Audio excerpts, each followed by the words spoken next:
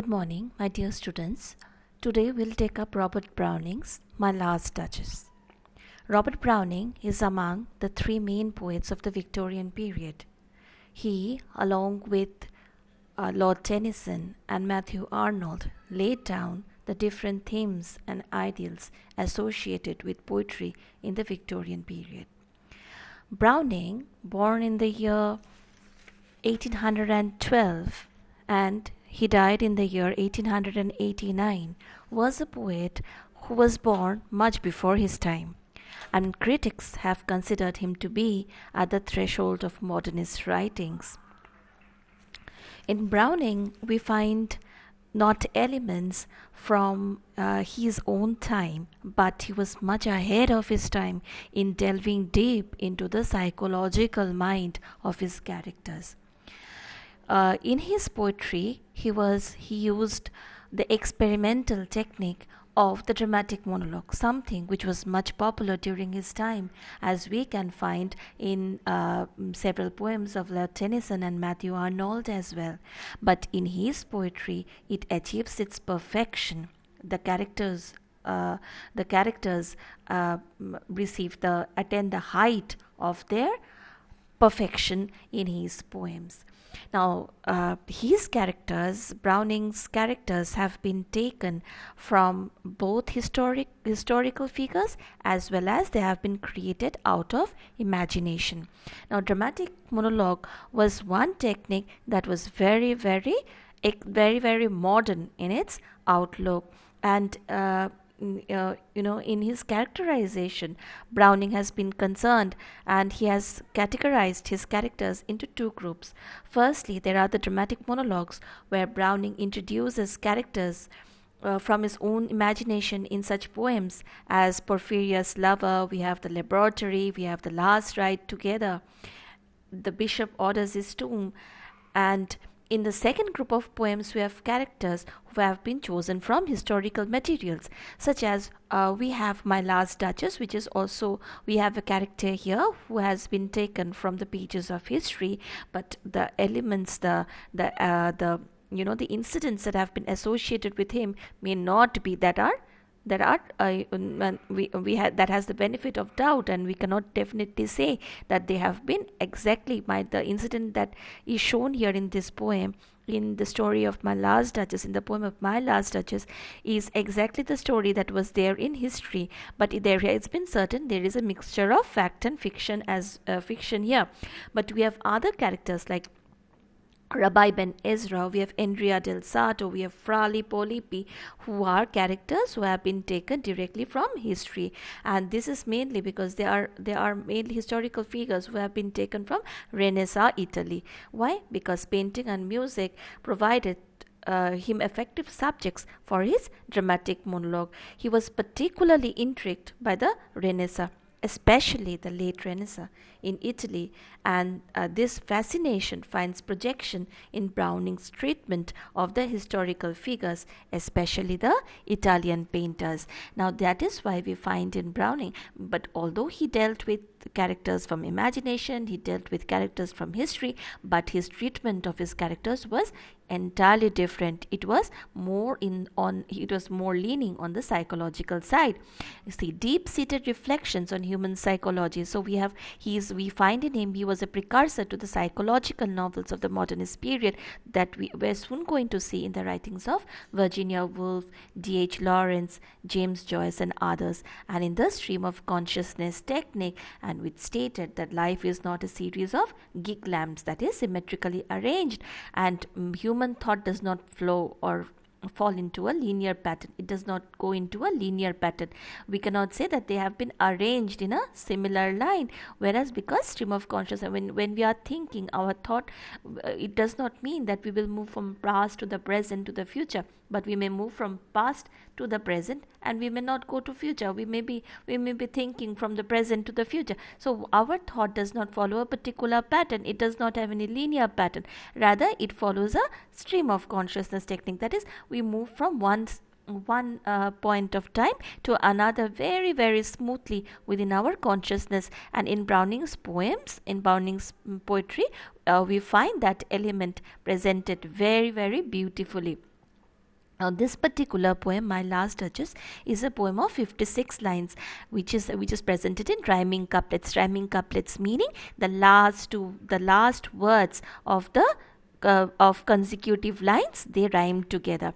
And the poem was published in 1842 in his collection The Dramatic Lyrics, a volume in his Bells and Pomegranate series. And this has been considered, My Last Duchess has been considered to be one of the most successful dramatic monologues of Browning. What is the context of the poem? This poem is loosely based on historical events involving Alfonso, the Duke of Ferrara, which is a city-state in Lombardy, and who lived in the 16th century. Here, the speaker is the Duke of Ferrara, and he tells us. He is talking to an emissary, a convoy, possibly of the Count of Tyrol, who has come to negotiate the Duke's marriage to the daughter of another powerful family. As he shows the visitor through his palace, he stops before a portrait of the late Duchess, apparently a young and a lovely girl. So here we have the Duke of Ferrara, who has been called the Duke here. My last Duchess, meaning my last Duchess. So my is a possessive pronoun, isn't it? So the speaker here is someone who is directly connected with the Duchess. So he is a duke. So who is a duke? He is the Duke of Ferrara, which is the city-state in Lombardy in Italy. And the time that has been presented here is the Renaissance time. So what he is talking to the messenger, he is talking to the convoy, he is talking to the emissary. Who is that emissary? He is an emissary from the Count of Tyrol, and he has come to the court of the Duke in order to negotiate the Duke's marriage with his daughter. Okay, now the fact is the Duke is talking about he is arranging for his second marriage, and when the envoy comes to talk to him, he is a connoisseur of art, he is an appreciator of art, as is the situation in Renaissance Italy. So Renaissance Italy is known for its beautiful paintings, music and art, isn't it? So during those times it was a hobby in the people of the times to collect art materials, and this Duke is also a connoisseur of art, and he takes pride in showing off the different artistic things that are there in his house. And the painting of the Duchess, he removes the curtain over the painting and shows the painting of the Duchess. Now he wants a messenger to appreciate this painting, and at the same time he is telling the convoy about his last Duchess. So we get two different elements here. First of all, we find in the Duke a man who appreciates art, who takes pride in showing off his artistic collections, and at the same time the mind of the speaker is also revealed here. And what is he saying? Why is he saying? What is he talking about? He is talking about his Duchess, my last Duchess. So that is probably the last Duchess. Probably the Duke has had more than. It does not imply that was she was his first wife, because nowhere has it been stated that my first wife. Rather, it states my last Duchess, meaning she was the last among the Duchess, and the Duke is negotiating for his next marriage. So he has been recently widowed, and he wants to get married again, and so he's negotiating his marriage. He's telling himself, he's taking pride in the fact that he is showing off the different paintings that have been put on his walls, which has decorated, which has increase the artistic appearance, the external appearance of his house. But what about the interior mind? The internal mind of the speaker has also been revealed here. The man was Alfonso di Estede, the fifth Duke of Ferrara, between the period 1533-1598, who at the age of 25 married Lucrezia di Cosimo di Medici, the 14-year-old daughter of Cosimo di Medici, Grand Duke of Tuscany, and Eleonora di Toledo. This is a historical fact. She came with a sizable dowry and the couple married in 1558. He then abandoned her for 2 years before she died on 21st April 1561 at age 17. So this is the actual fact, and it is said historically, the story goes that she did not, no one actually murdered her or anything, but she died of tuberculosis. She was fragile in health and she died of tuberculosis. Now, what would we find in this poem? First of all, we know that this is a dramatic monologue. How do we identify that this is a dramatic monologue? I have already told you before that a dramatic monologue will mean that there are three very important parameters which will identify a poem as a dramatic monologue. The first fact is that it is a monologue, that is, it is spoken by a single speaker. So here we have the Duke who is narrating, who is speaking, who is telling us the entire incident. Secondly, we have the presence of a silent interlocutor or a silent listener. Now, who is the silent interlocutor here? Here the silent interlocutor is the convoy of the Count of Tyrol, who has come to negotiate the marriage of his count. Third important thing, that unknowingly the character who is speaking reveals his own nature, reveals his own character. Here the Duke, while he is talking about his last Duchess, or he is making some stray references here and there, we find we can easily understand the nature of the Duke, and we identify him as a man who is tyrannical and who is cruel and who would not hesitate to achieve his goal by any means, by hook or crook means. Secondly, we find here I've given you Percy Lubbock's definition of a dramatic monologue. Let's read it. Dramatic monologue originate from a mood of impassioned reflection, readily taking to itself a more and a more dramatic shape. So much so that we hardly notice the difficulty it assumes when it represents spoken words addressed to a silent interlocutor. So we are so much into the flow that when there is a silent, don't touch there. So okay, come this side. So who is speaking? The speaker is speaking to the silent interlocutor. So we easily forget it because we are so taken in by the impassioned reflection of the speaker. Again, what do we find here? So it's a very important element when you are reading the poem. Please pay importance to the fact that this is a dramatic monologue. How is My Last Duchess a dramatic monologue? So you have to state the different elements that gives us an idea about the dramatic monologue. Secondly, the poem also tells us something, the distinctions between art and life. So the background, the context of the poem is Renaissance Italy, and as I have told you that here we have a man who is a connoisseur of art, who is an appreciator of art, and who takes pride in his artistic collections. At the same time, his Duchess, who was a living human being, has become a piece of art, and which he does not hesitate to show off to the emissary. And here art has taken a much greater place than life itself, isn't it? So there is a beautiful paradox that has been presented here between art and life. Is art more valuable than life? Now this was we have a Duke here who does not take pride, or who did not feel happy at the sight of his smiling wife, but who feels happy, who feels proud in showing off the smile of his Duchess to a convoy in a painting. So what is the difference between these two things? Now here we have a man who is a greater appreciator of art than life. So you have to think it more carefully, read the poem more carefully to understand this very paradoxical nature of the poem. Now, at the same time, we have a poem that is dramatic as well as psychological. Yes, we have a lot of action taking place on the stage, and at the same time, it reveals the psychological mindset of the speaker. Now, it reveals the position of women. What was the position of women? So if you are trying to understand the nature of the Duchess here, and it tells us something about the nature of the Duke and the Duchess as well, and how the Duke did not hesitate to suppress the free-flowing emotions of the Duchess. So women were treated almost like a commodity, isn't it?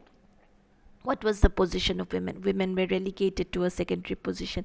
Women did not have their pride of place, and it was the men who were controlling the entire setup against which women were positioned. So at the same time, women became a commodity. She smiled nonetheless. Then I gave commands.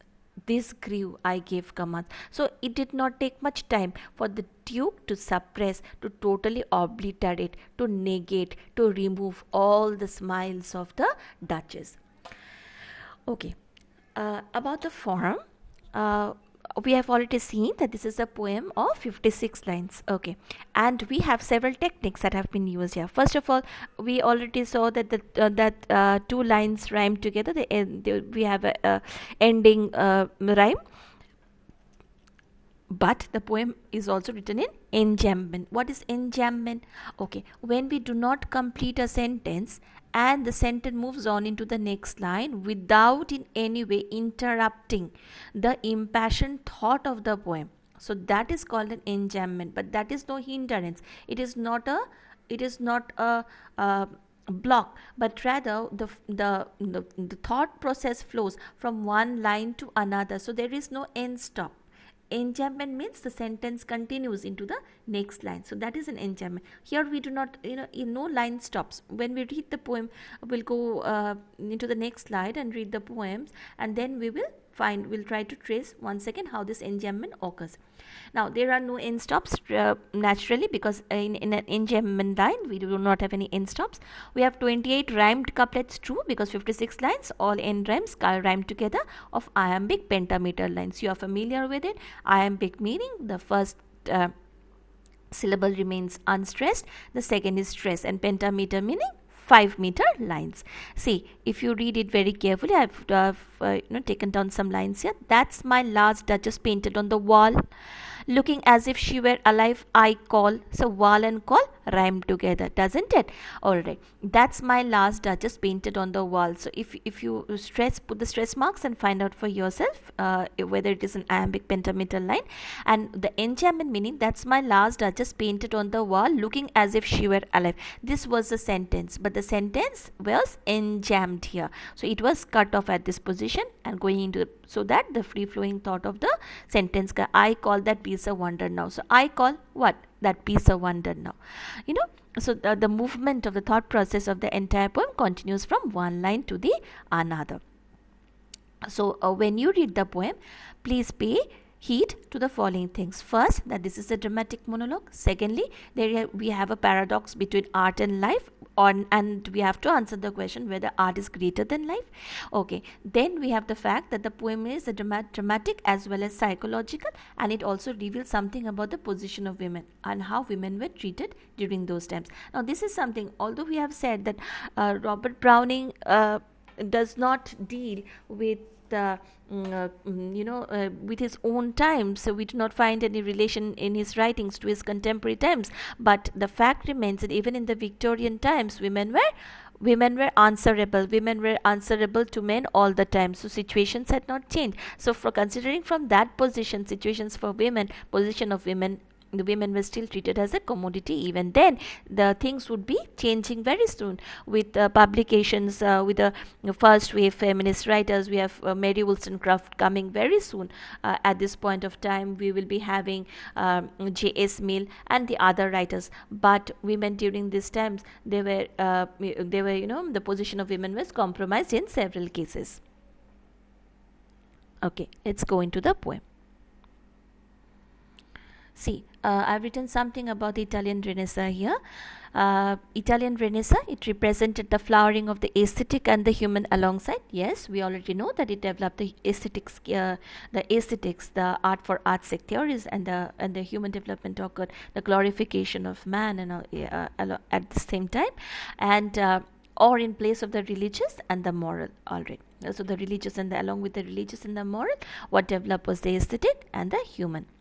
The Renaissance was a time when morally dissolute men like the Duke exercised absolute power, and as such, it is a fascinating study for the Victorians.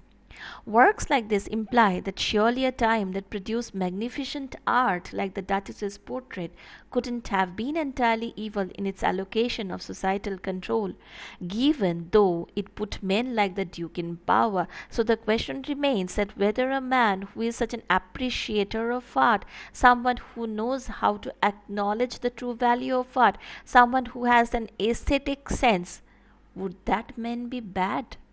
Was that man bad?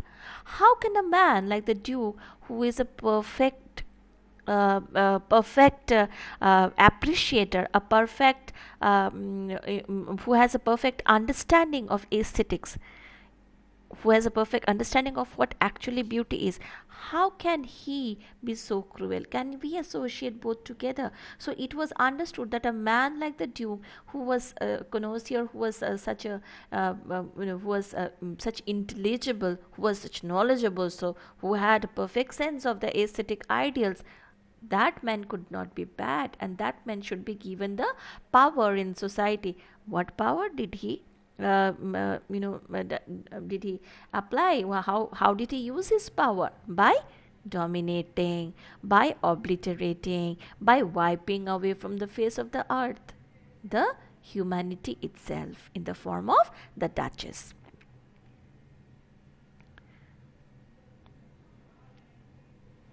That's my last Duchess painted on the wall. So understand very carefully. That's my last. My here, the possessive, as I said, implying possession.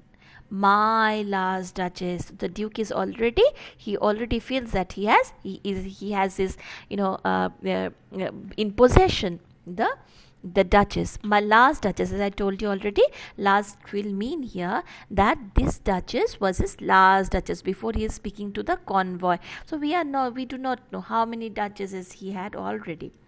My last Duchess painted on the wall. So he is taking pride, he is showing off, he is revealing to the convoy, he is revealing to the emissary the painting of the Duchess, looking as if she were alive, looking as if, that is, she is not alive now, as if she were. See the use of the word were in the past tense. As if she were alive, she is no longer alive.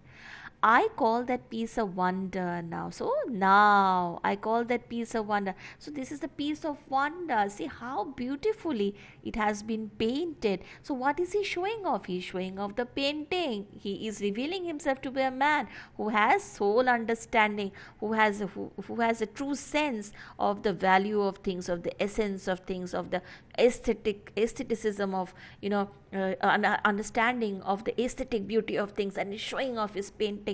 But how do we know that it is his last Duchess? Well, even at this point of time, we may not be aware. We may have a feeling that he is actually a good man. Probably he loves his wife, and so he has painted a portrait of hers. He has a portrait of hers, and he's showing that off because he loves his wife. We do not know for sure. The character of the Duke is not revealed at this point. But that piece of wonder, so somewhere it touches our mind. That piece of wonder. So is he talking about the painting, or is he talking about the Duchess? Is it the Duchess he loves, or is it the painting that he cares for?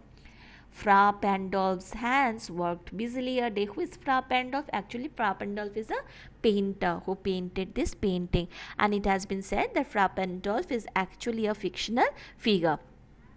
Fra Pandolf's hands worked busily a day, and there she stands. And there she stands. What stands? She meaning here the painting of the Duchess. Will it please you sit and look at her? Will it please? So here now we know that we have another person. So he's asking him to sit down. Sit down and you also take a look. It is such a beautiful painting, isn't it? It's so beautiful, and see how Fra Pandolf has painted it. Will it please you sit and look at her? I said. Fra Pandolf by design for never read strangers. By design, what does the word by design here mean?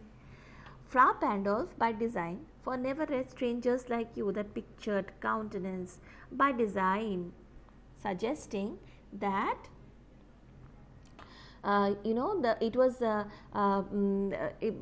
Pandolf did not intend it for viewing. It is I do not remove the curtain for everyone to see this. It is not intentional on my part. That is, it is not deliberate. I do not do it on purpose, and it is not deliberate that I always remove it and show it to everyone. But for your case, that it is another thing. For never read strangers like you, that pictured countenance countenance meaning that pictured countenance, the depth and passion of its earnest glance, but to myself they turn. So what is he saying? He is saying that Frau Pandolf by design, Frau Pandolf did not deliberately to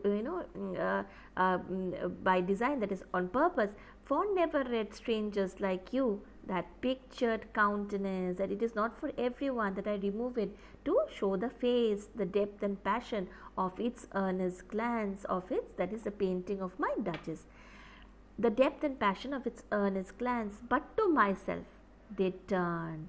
Since none puts by the curtain I have drawn for you, but I. So here it is suggested. Will it please you sit and look at it? I said, Frau Pandolf by design. That is, I immediately said by design. That is deliberately, on purpose. I have mentioned the name of Frau Pandolf. Why?